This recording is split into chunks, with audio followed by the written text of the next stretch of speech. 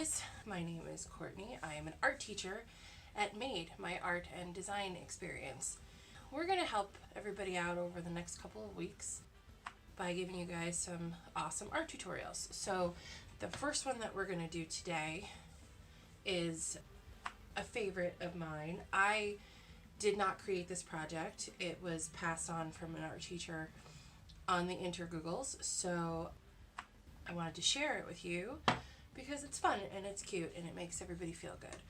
So this is the project. We have some nice birch trees with a nice floating heart.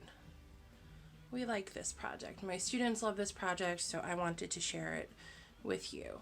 It's pretty simple. All you're going to need is a black marker. You can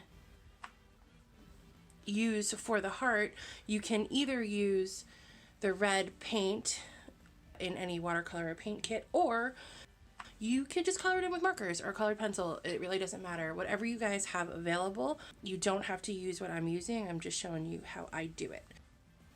Sharpie for the trees, pencil for drawing your heart, some paint, glue stick to glue on, some scissors to cut out, and the black bits here, I use Crayon. You could use Crayon if you have it. You could use chalk. You could use a little bit of paint. You don't have to do it at all. It's really okay. It's just fun. It's whatever you guys have at home. So the first thing I do with my kids is we talk about the trees. If you look at birch trees, if you look at a picture of birch trees, you notice that they are uneven. They get thin, they go to thick parts. There's lots of weird stumpy trunks that are cut off.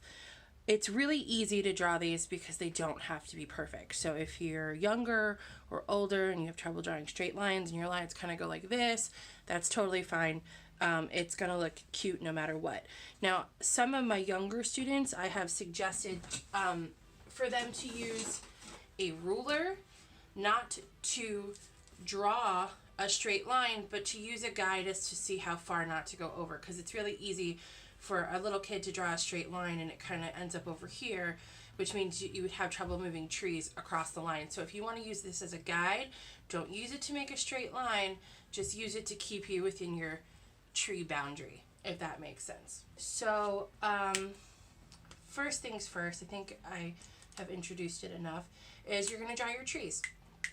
So you're going to take a Sharpie and you're going to start either your left or your right. It doesn't really matter to me. I think I will start this way. So I'm going to draw one line up. I'm not worried about it being straight. I don't really care about being perfect. Art is not perfection. Art is fun and peace of mind. So I'm going to come up on the other side. I think this tree I'm going to make about a fingertip wide. So I'm going to draw up. I'm going to stop to give myself a tree branch space. And to do that, all you're going to do is you're going to draw two lines on an angle going up and close it with a circle. And I'm going to keep going up. Maybe I'll give myself another one over here. Keep going up. This tree is looking thin, so I think as I plan ahead, which is important to plan ahead, I'm going to make this one a little thicker. I'm also using much smaller paper. I usually use the bigger paper, but I understand that you guys just don't have pads of big paper around your house. If you do, great. If you don't, piece of computer paper or whatever you have is fine. So this tree I'm going to make a little thicker, but I'm going to keep it close because I want to be able to have a bunch of trees in the background. So I'm going to go a little thicker, maybe like a thumb size there. I'm going to notice where I have my branches because I don't want them all to be sticking out on the same set of three. So I'm going to keep going past this. I'll put one here. I'm going to go up. It's feeling a little straight, so I'm going to purposefully make my line a little wonky. So I only wanted one stub on that. Now, keep in mind, you're going to cover up some of this with the heart. So if you have a mistake, you could either cover it up with the heart, or when we do the splattered black, that's a good way to cover mistakes too. So if you're making a mistake, don't worry. It's totally fine. You're going to be great. So now I'm going to go up this side And since I have a bit of a space, maybe over here I'll have my tree line going that way. I know that's going to get covered by the heart, but you know, it's fine. We're just drawing. Okay, so I think you're getting the hang of it, I hope. I'm going to go up this way. On this one, I'm going to do a double stump. So I'm going to go out a little bit like that, start with a bigger space, kind of put a V in there like that, and then I can close off the stump that way. And I'm going to keep going up. I'm going to put one here. Here we go. I'm going to go backwards on this one. Oop. Now, when you're doing these little circles, it's good to keep in mind not to make the circles so super big. So like, for example, if you go like this, that kind of means the top of the stump is falling off of your branch thing. So kind of try to keep it within the size. Is that making any sense? I hope. Okay, so I'm gonna keep going. Maybe I'll do one here. Keep going down. You could even have one that has branches on both sides. That's cool too. We're just having fun. We're just drawing on the paper,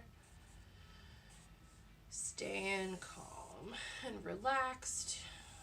One more over here. That's a skinny one, so let me put a guy this way.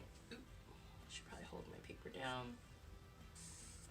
Okay, so some birch trees. Now, if you see on mine, the birch trees have marks. Birch trees have interesting bark patterns, and we could show that by drawing these lines. So what I suggest is to give yourself spaces. Don't make them in such an obvious pattern. Like over here, I have every other one, and that's okay, but then I kind of switched it up over there.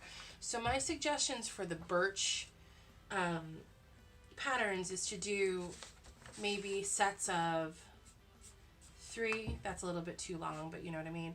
Or 2, or just one in the middle. So if you have your tree like this, maybe 1, 2, 3, 1, 2, and then one in the middle.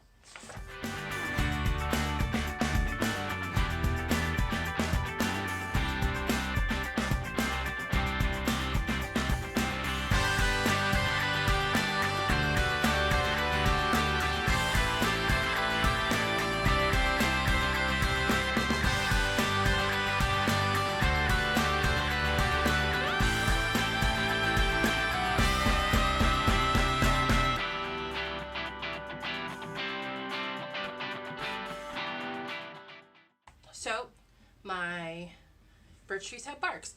Now, another thing that you could do is, I'm on smaller paper, so it's a little bit harder. So if you want to grab another black marker, a smaller one, what do I have here? This is black. And kind of give yourself a little bit of a swirl inside of your bark stump. That's cool. You don't have to, just giving it a little bit of something in there. Again, I'm using much smaller paper than I usually use, so it's harder to see it, but it's all good. So now,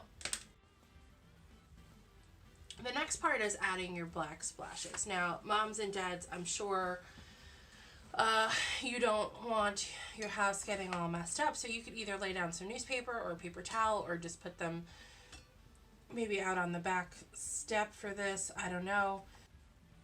I'm actually looking around at my stuff, trying to cover it. I have this black cloth here to try to keep my desk a little bit protected, but I'm also an artist and my desk is always a mess. So you want to take, if you have black paint, watercolor paint or tempera paint, this will work better with watercolor, but you also don't have to do this step. So I'm getting my paint really wet. I'm getting my brush really wet because I want to be able to tap on some drips.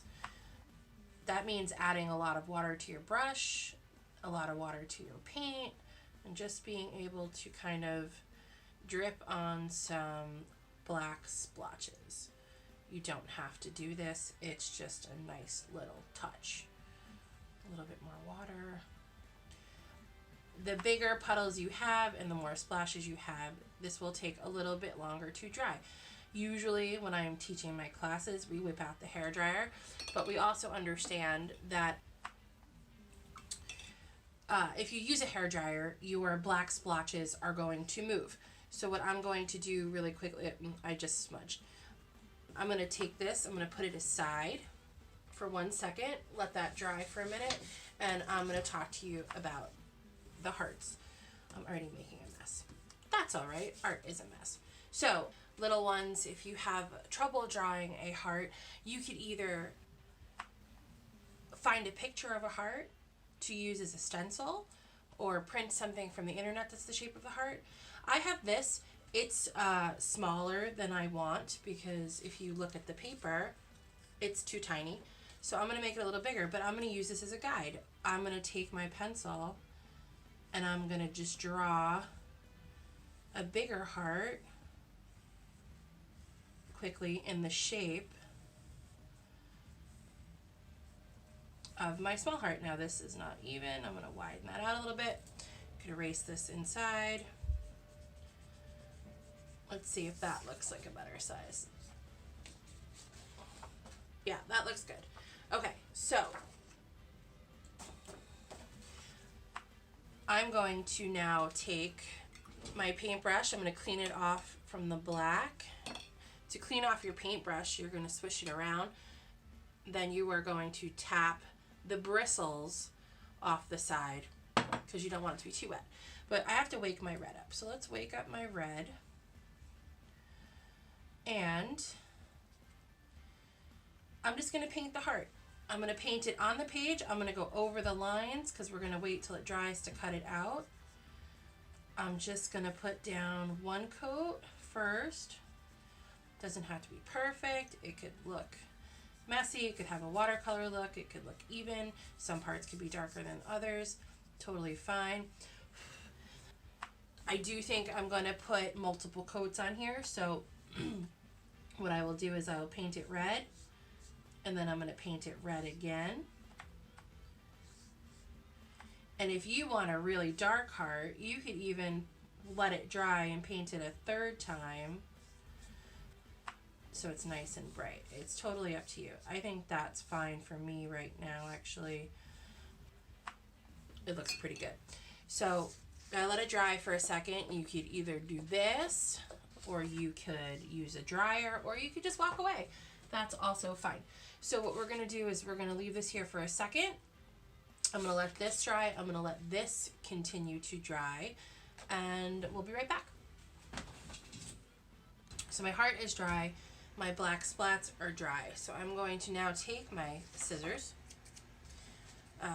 Parents, if you have little ones and you want to help them with this part, that's cool.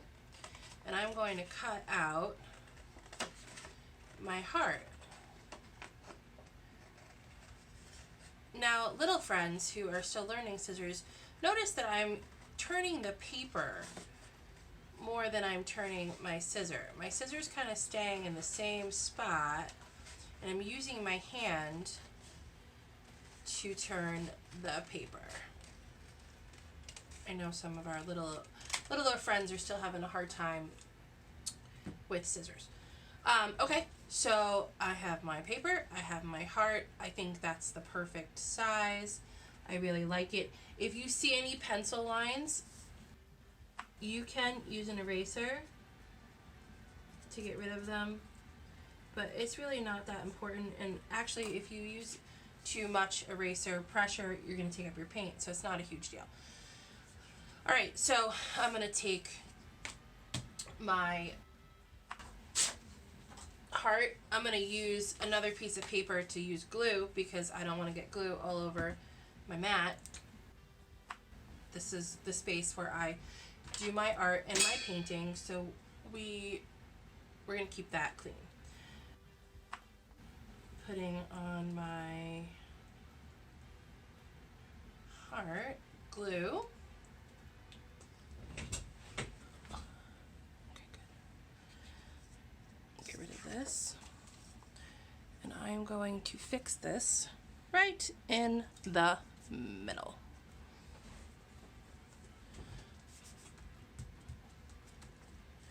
Beautiful. All right, so the next part. Also, if this helps you, turn your paper over, flatten it out from the back to make sure it sticks down all the way. Now, I think that your best options for the black pieces here would be chalk or Craypot, but a lot of people don't have that. You could totally use black paint to go around the edges. So I'll show you, if you do have something like this, kind of go around the edges of the heart, and then you could use your finger to blend it out. But most of you don't have that, so what I'm going to do is I'm going to take black. I'm only going to put a little bit of water on my brush and a little bit of water on my paint because we want this to look a little bit dry, and I'm just going to use my brush to kind of add a little bit of black to it, and then I'm going to brush off the side of the heart so it has that image that it's floating, kind of. A little bit more. If you add a little bit of water and start to brush along your heart, you could blend it out a little bit. It's really okay. So I'll show you on the other side. Oh, you can even add a little bit more. There you go.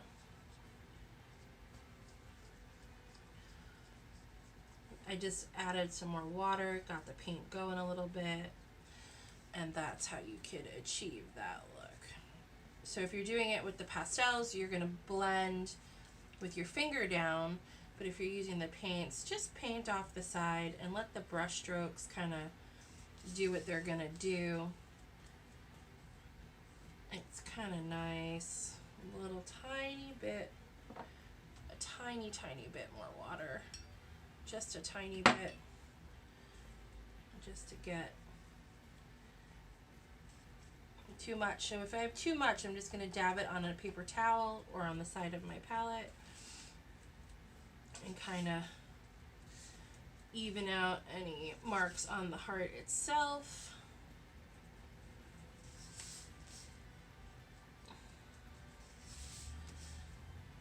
There you go. Now I'm going to do a little bit more on this side.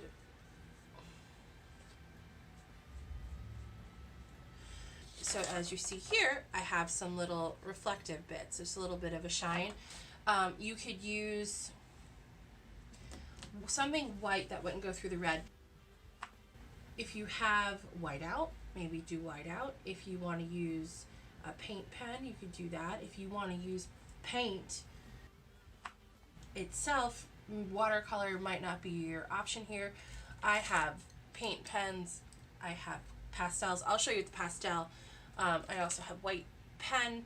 I know that I'm an artist and I have stuff. You guys might not have stuff. You could leave it off if you want, but I'll show you with the pastel really quick. What you're just going to do is you're going to make a little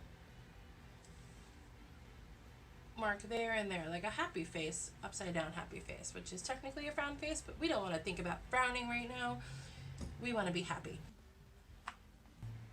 So that's pretty much it. I think that this looks good. I'm just adding a little bit more in there. Okay, so the last thing I always do when I am done with my work is I sign it, because you should be proud of what you did. So I'm going to put my little signature down here, put my initials, and I am going to write the year. So I hope that this helped you guys out a little bit. I hope it gave you a couple of minutes of peace and happiness, and we will be here to give you all the art fun that you need, because we are all in this together, and we want to be able to continue doing what we do for you all, and we want to get everybody back in the studio as soon as humanly possible.